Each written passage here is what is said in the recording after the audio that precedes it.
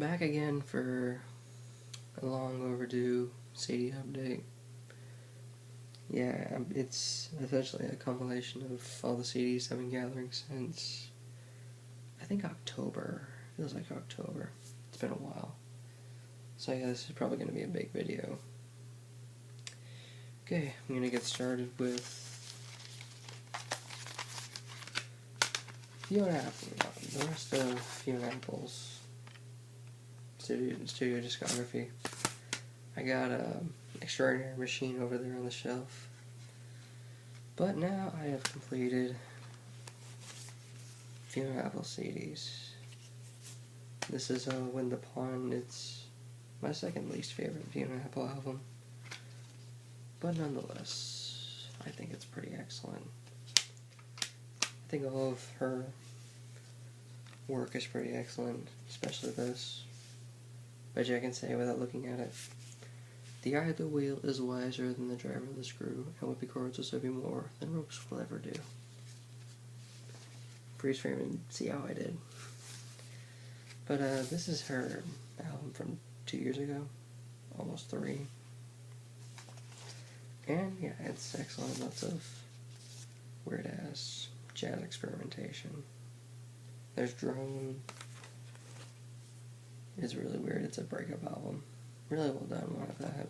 I listened to it on the CD thing the other day. Yeah.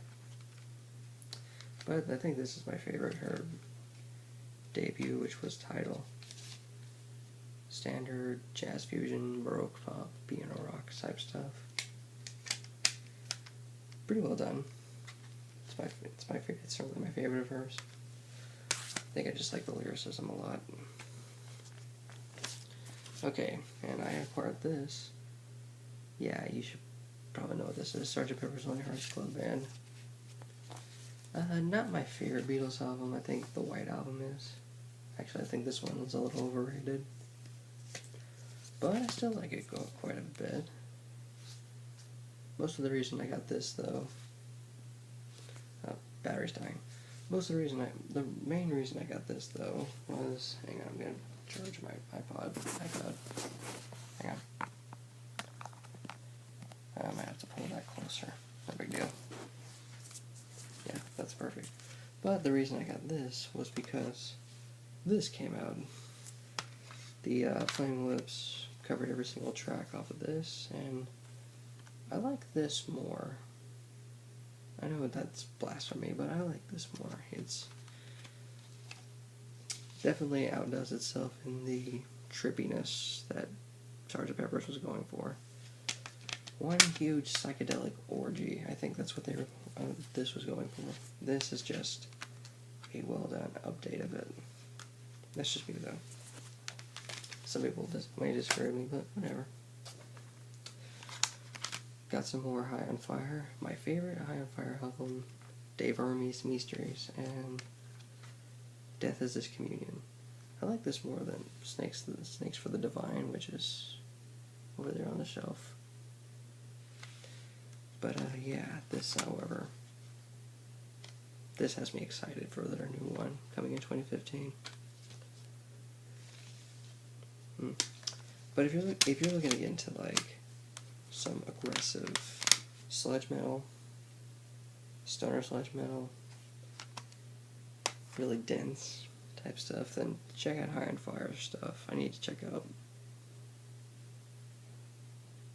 the 3 other CDs. Okay. Next we have, Led Zeppelin 4 and House of the Holy.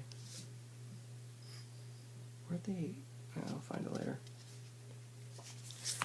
But yeah. My favorite Led Zeppelin album, and new version of an album I already had. Yeah, I haven't put these on yet. But I'm planning to at some point. I'm not sure. I was at first against the remasters, against buying them, because the second CD it's just outtakes of different versions on the songs. I didn't really think that was really unique. I kind of thought it was a waste of time. But I got these because I need better versions of ones I didn't have. I certainly did not have 4, but now I have 4. One day I'll get it on vinyl, but I'm not sure yet. Okay, now time for this batch of stuff. Accumulated from, again, October to Christmas. Guilty pleasure to me. Kacey Musgraves. Same Sheila Different Park. To me, I think she's what country music needs. Down to earth type country. Lyrically aware, lyrically conscious. Not none of this BS pseudo-southern stuff. That's just taking over the radar now. More of this. That's just my opinion, though. I give it a chance, but if you have a strong dislike for country music, then I understand why. New album from Pink Floyd, Endless River.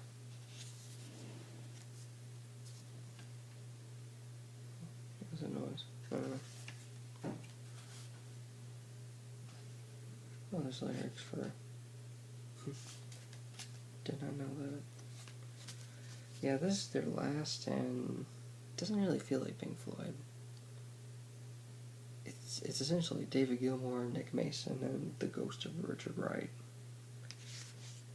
And for what it is, it's likable. Really likable. There's like some really good tracks on here, but I give it a chance. I'm pretty sure our diehard Pink Floyd fans will like it. I like it, even though I'm not all that diehard of a Pink Floyd fan. Yeah. War on Drugs, Lost in the Dream. This is music you put on when you're someone that likes artists like Tom Petty, John Mellencamp, and all that, and you're depressed. It's got krautrock in it, it's got shoegaze in it, it's Americana. It's like if Bob Dylan went down a shoegaze route. Look into it. It's one of the best of the year, I think. One of my favorite of the year for that matter. Ooh. Didn't that close right. Really challenging folk album. Really, really challenging folk album. It's like two hours long. And about 18 tracks, I think. Check this out. I never had this before. The album takes up 3 CDs. That's how big it is. Normally, double albums that are 2 hours long take only 2 CDs. This one takes 3. That's how long the songs are. Very, very long songs. But if you really like all that, liner notes and lyrics. But if you're really into, indie folk, baroque pop, and want something more progressive, more ambitious, look into this. I need to listen to him more, but I haven't really had the opportunity. Bjork's Volta, mind the sticker because I try to peel it off, but I do enough on that at work, and I didn't really feel like, cooperating it. I'm pretty pleased with the music on here, as well as the packaging. I like it a lot. I need to get more Bjork CDs. For that matter, I need to get a couple Bjork albums on vinyl at some point. But if you're looking to get into weird pop music, avant pop music, stuff like that, that's not afraid to take drastic stylistic shifts, then look into Bjork. She's pretty cool. Beautiful voice. Beautiful, beautiful voice. However, on the other side, on the opposite side of the spectrum, you have Electric Wizard's Dope Throne. In the same vein of High on Fire, but more fuzzier, more lo-fi, more doom metal related, and just outright kicks ass. This is music you probably shouldn't, put on high volumes because you will lose your freaking hearing. I highly recommend it. I think it's the best thing that's come out of the... If there is a prominent London scene in doom metal, this is probably the best thing that came out of it. One of the best of stoner sludge and doom for that matter. Very influential. Oh, 2 more left. Oh, I'm making good time too. Tom Waits' Wild Years. Another CD to add on to my colossal collection of Tom Waits CDs. I have 7 now. This is number 7. But this one in particular, have not listened to it all the way through because of how low key it is. It's more softer. This is the album that came out to Rain Dogs. It's softer. Yeah, it's still weird, but it's like toned down.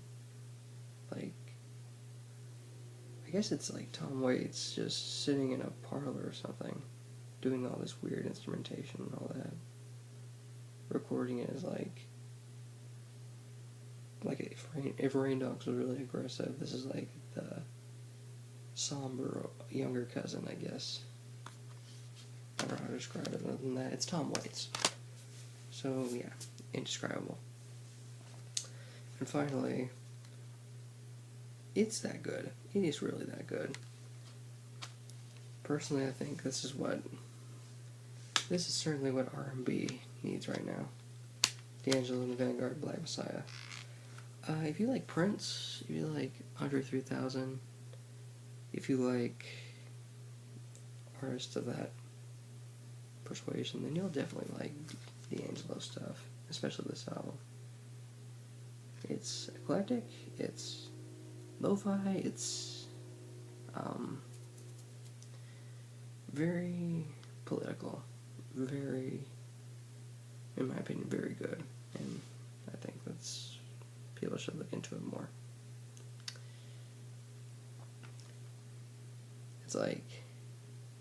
It's kind of like what I wish Andre 3000's solo stuff sounded like, and I think more R&B needs to sound like this, if it wants to go a more modest route and all that. I just have a weakness for live instrumentation and R&B, I guess. I don't know. Okay, that's my CD update. I'll do another one at some point in the future. Not sure when, but probably might not be for a while. Gonna do final videos now and possibly work in reviews. Not sure yet though. Okay.